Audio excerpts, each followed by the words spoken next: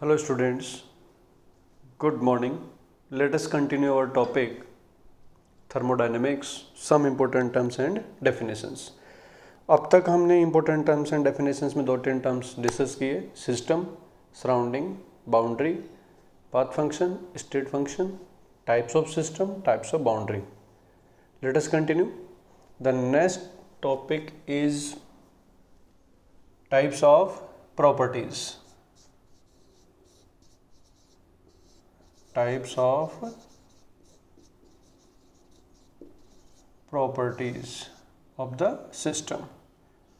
देखिए सिस्टम की प्रॉपर्टीज जो हैं वो दो टाइप से हो सकती है, फिर से एक्सटेंसिव एंड इंटेंसिव. कुछ प्रॉपर्टीज ऐसी होती है जो सिस्टम के साइज और मास पे डिपेंड करती है, कुछ ऐसे होती है जो सिस्टम के साइज और मास पे डिपेंड नहीं करती है. इस बेस पे जितनी भी प्रॉपर्टीज होती है उन प्रॉपर्टीज को हम कितने पार्ट्स में डिवाइड कर सकते हैं? दो पार्ट्स में. Number one intensive, number two extensive. Intensive and extensive. तो properties of the system can be of two types.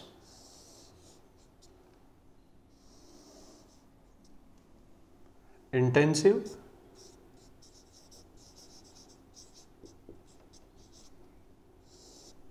Extensive.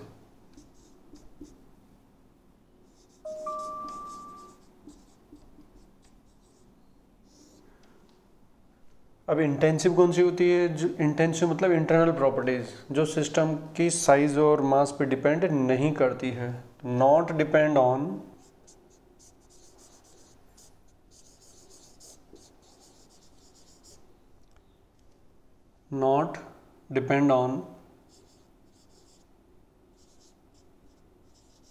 size oblique mass of the system. ये आ जाएगी डिपेंड्स ऑन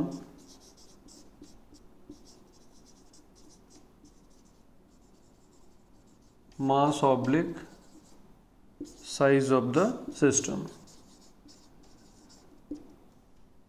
अच्छा, मास डिपेंडेंट का यहाँ क्या मतलब है? हमें कैसे पता चलेगा कौन सी प्रॉपर्टी मास डिपेंडेंट है या इंडिपेंडेंट है? तो ध्यान रखना है, यहाँ पे कोई फॉर्मूले काम नहीं करने वाले कि भाई किसी भी प्रॉपर्टी का कोई फॉर्मूला रहे. सपोज डेंसिटी है मास बाय वॉल्यूम, मास बढ़ रहा है डेंसिटी बढ़ रही है, इस तरह से सोचने लग जाएं तो ये तरीका यहाँ पे सही नहीं रहेगा. इन दोनों को क्लियर कट आइडेंटिफाई करना है तो हमें ऐसे सोचना पड़ेगा कि कोई सिस्टम है, उस सिस्टम को हम इमेजिनरी कट करें और इमेजिनरी कट करने के बाद जो प्रॉपर्टी चेंज हो गई वो साइज डिपेंडेंट हो गई और जो चेंज नहीं हुई वो इंडिपेंडेंट हो जाएगी. तो इन दोनों में डिफरेंस करने के लिए हम इस तरह से सोच सकते हैं. सपोज ये कोई सिस्टम है,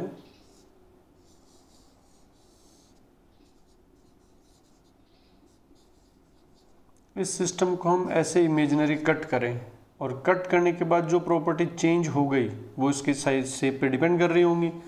तो जो चेंज होगी वो तो इधर चली जाएंगी और जो चेंज नहीं हुई वो इधर आ जाएगी.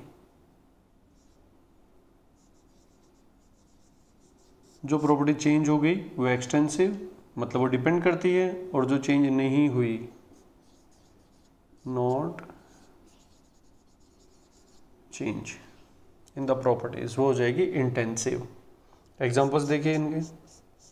ये पाथ फंक्शन और स्टेट फंक्शन की तरह नहीं है कि पाथ फंक्शन को हमने याद कर लिया तो बचे हुए सारे स्टेट फंक्शन हो जाए. रीजन क्या है? पाथ फंक्शन तीन ही है, उन तीन को लर्न कर लो, उसके अलावा जो भी नाम आ जाए वो स्टेट फंक्शन होता है. लेकिन यहाँ पे इंटेंसिव प्रॉपर्टी भी बहुत सारी होती है और एक्सटेंसिव भी बहुत सारे होते हैं.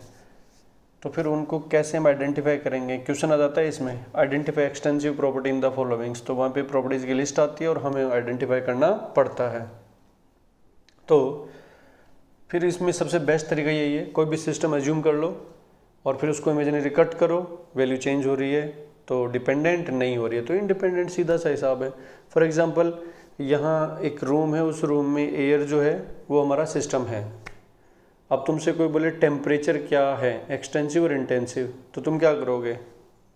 इमेजिनरी कट कर दो. तो कट करने से टेम्परेचर आधा आधा हो जाएगा क्या? मान लो रूम टेम्परेचर 10 डिग्री है, रूम को हम आधा कट कर दें तो 5 हो जाएगा क्या? नहीं. तो टेम्परेचर क्या हुआ? कौन सी प्रॉपर्टी हुआ? डिपेंडेंट और इंडिपेंडेंट? इंडिपेंडेंट, तो क्या हो जाएगा intensive property, temperature T। Pressure क्या होना चाहिए भाई, सोच लो, रूम को अगर इमेजिनरी कट करें तो प्रेशर आधा आधा हो जाएगा या वही रहेगा, तो प्रेशर भी वही रहेगा। तो किसी सिस्टम को कट करने से प्रेशर दोनों तरफ चेंज नहीं होने वाला होता है, इट मीन्स प्रेशर P। इसी में जाएगा वॉल्यूम, कट करने से वॉल्यूम तो चेंज हो जाएगा, तो वॉल्यूम किस में चला जाएगा, एक्सटेंसिव।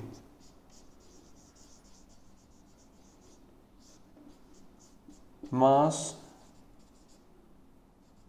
मास भी चेंज हो जाएगा डेफिनेटली। एनर्जी, एनर्जी तो डिस्ट्रीब्यूटेड फॉर्म में है पूरे सिस्टम में, तो कट करोगे तो उसमें कुछ ना कुछ एनर्जी तो चली जाएगी। तो कितने जितने भी टाइप की एनर्जीज होती है वो सारी इसी में आएंगी। ऑल टाइप्स ऑफ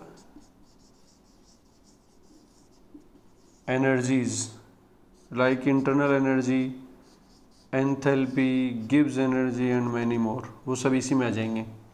इसके बाद पीएच, सॉल्यूशन को कट करें तो पीएच चेंज हो जाएगी क्या, नहीं, तो definitely it will be intensive. EMF of the cell, electromotive force, concentration, density, सब जानते हैं कि कट करने से डेंसिटी भी कट नहीं होने वाली है। इस तरह से refractive index and many more properties are intensive, and volume, mass, all type of energies are extensive। अब यहाँ देखिए डेंसिटी जो है वो क्या होता है, मास बाय वॉल्यूम। तो वॉल्यूम यहाँ आ रहा है, मास यहाँ आ रहा है, लेकिन जब दोनों को डिवाइड कर रहे हैं तो वो इंडिपेंडेंट हो रहा है। मतलब यूनिट मास और यूनिट वॉल्यूम के लिए अगर कोई प्रॉपर्टी डिफाइन है तो वो ऑटोमेटिकली क्या होगी, इंडिपेंडेंट। रीजन, कट करने से मास तो चेंज हो जाएगा, बट अगेन उसे यूनिट मास के लिए डिफाइन करेंगे तो वही वैल्यू निकल के आ जाएगी। तो any intensive property that is defined for, any extensive property that is defined for unit mass will be independent, that is intensive property. तो यहाँ पे हम ये चीज नोट कर सकते हैं, extensive property for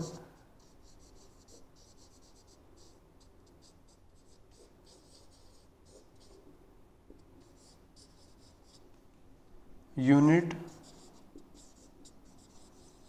mass oblique mole oblique volume becomes intensive। Example, Gibbs energy G हमें दे रखा है मान लो 5 जूल, और दूसरा हमें दे रखा है 5 जूल पर मोल। तो ये एक्सटेंसिव है और ये इंटेंसिव है।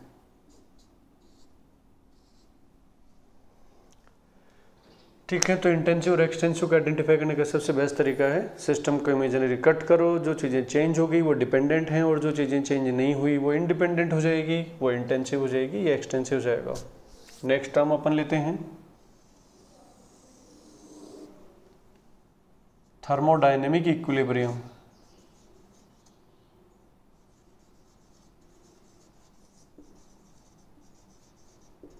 Thermodynamic equilibrium,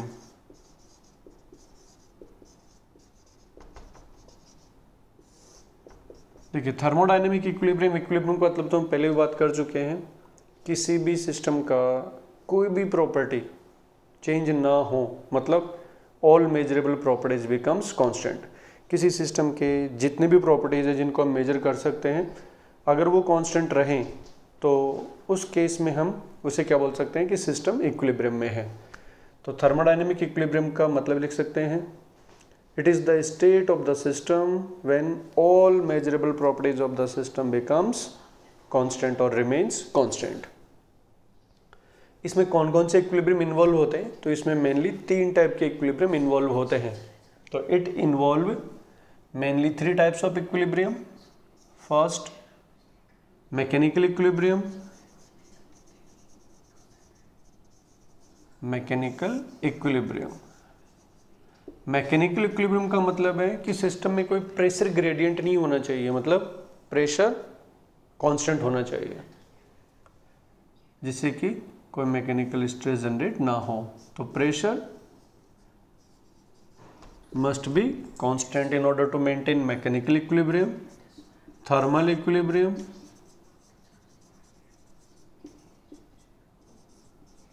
thermal equilibrium means temperature must be constant, and third one is chemical equilibrium. Chemical equilibrium means concentration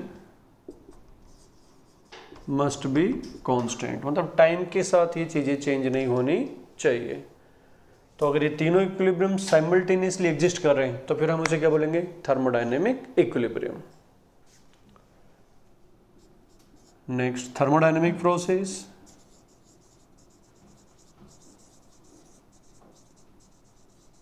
thermodynamic process, इसका क्या मतलब देखिए? थर्मोडायनेमिक प्रोसेस, प्रोसेस का मतलब क्या है? कोई भी चेंज हो रहा होता है तो ड्यूरिंग द चेंज जो भी पाथ हम यूज कर रहे हैं उस पाथ को क्या बोलेंगे? Thermodynamic process. फॉर एग्जांपल, मान लो वाटर है, वाटर का टेम्परेचर 10 से 20 जाना है, तो 10 से 20 तक जाने में हम जो भी चीज़ें यूज कर रहे हैं, उस जो पाथ फॉलो कर रहे हैं उस पाथ को अपन क्या बोलते हैं? प्रोसेस। मतलब सीधा सा है, स्टेट चेंज करने का जो तरीका होता है उस तरीके को क्या बोलते हैं? Thermodynamic process. तो क्या डेफिनेशन निकल के आएगी?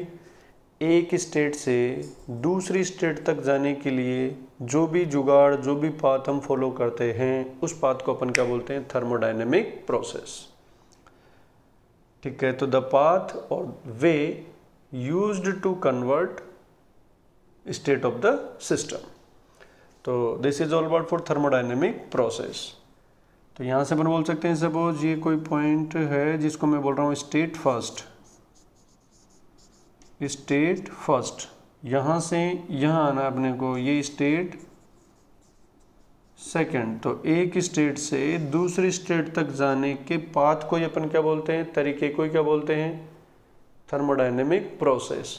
तो सभी जानते हैं कि एक स्टेट से दूसरी स्टेट तक जाने के कितने पाथ हो सकते हैं? इनफाइनाइट पाथ हो सकते हैं।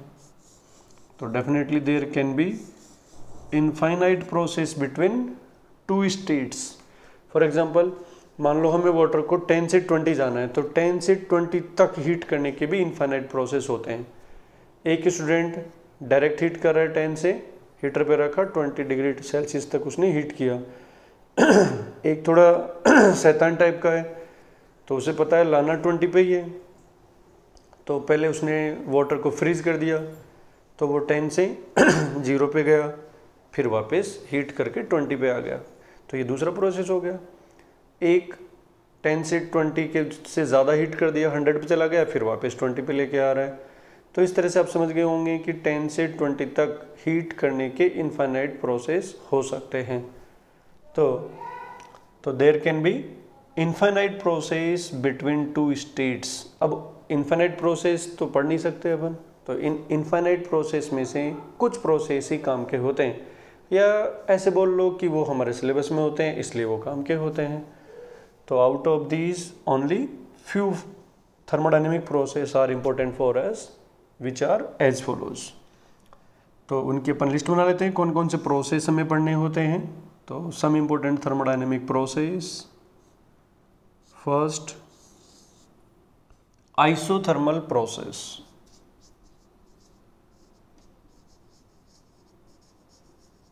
Isothermal process,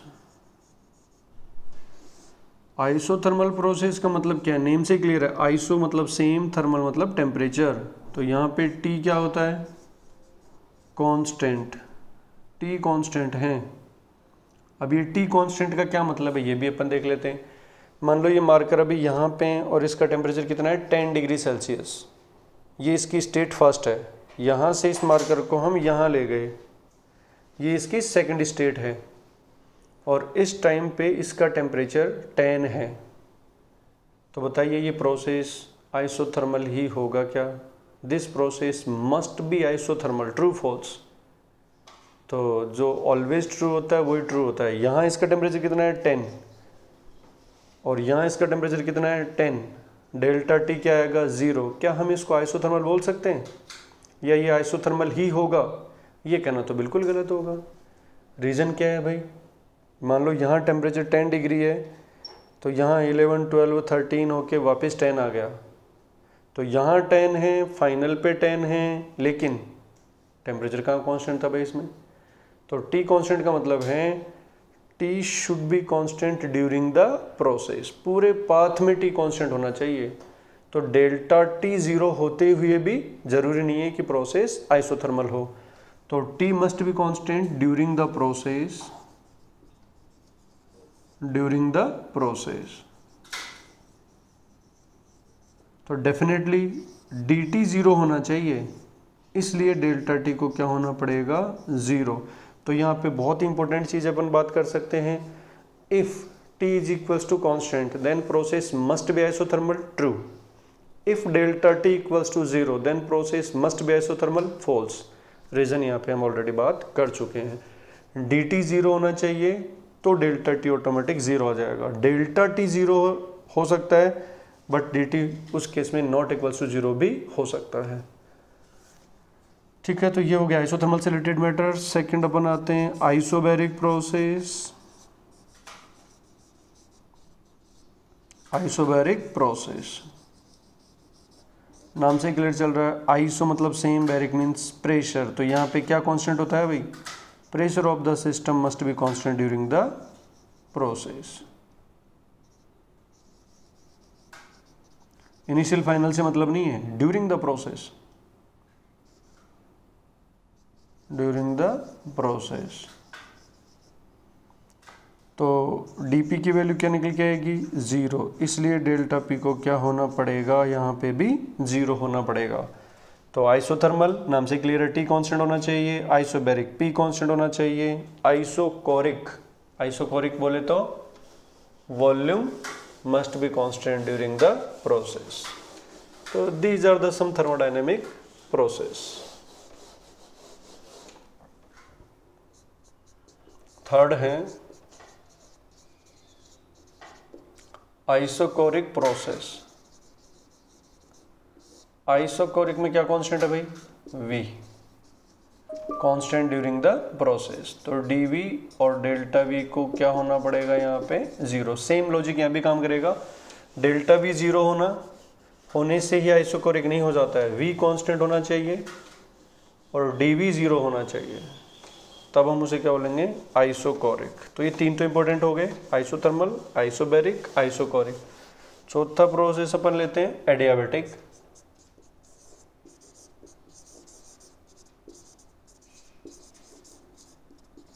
adiabatic process. Adiabatic word से ही पता चल रहा है कि भाई हीट ट्रांसफर अलाउ नहीं है।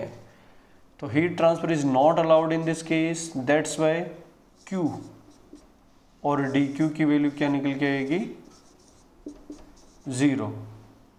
Q and dQ। यहाँ पे हम डेल्टा Q जैसे कुछ नहीं लेंगे, बिकॉज जैसे डेल्टा W नहीं होता है, पहले वर्क और बाद में वर्क और फिर वर्क का डिफरेंस ड्यूरिंग द प्रोसेस से जनरेट होते हैं। तो पाथ फंक्शन हीट और वर्क के लिए हम dQ का मतलब है स्मॉल चेंज और Q का मतलब है नेट चेंज। तो एडियाबैटिक प्रोसेस का यही डेफिनेशन है कि हम कोई भी सिस्टम की स्टेट को ऐसे चेंज करें कि Q चेंज ना हो, मतलब हीट ट्रांसफ़र ना हो, बाकी कोई भी चीज़ चेंज हो जाए बट हीट ट्रांसफ़र नहीं होना चाहिए। तो उस केस में उसे अपन क्या बोलते हैं एडियाबैटिक प्रोसेस।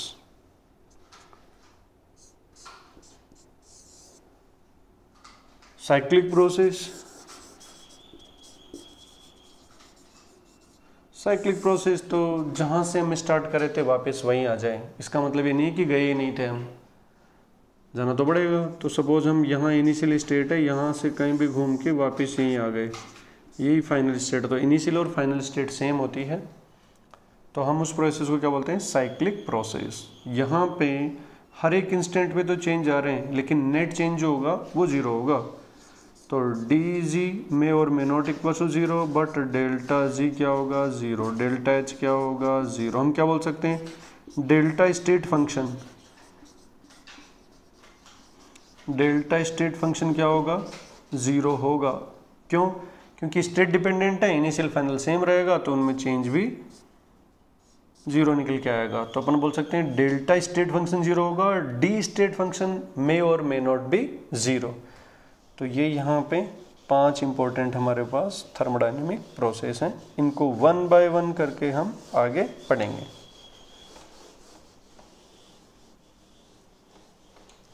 ठीक है, okay, thank you, good bye.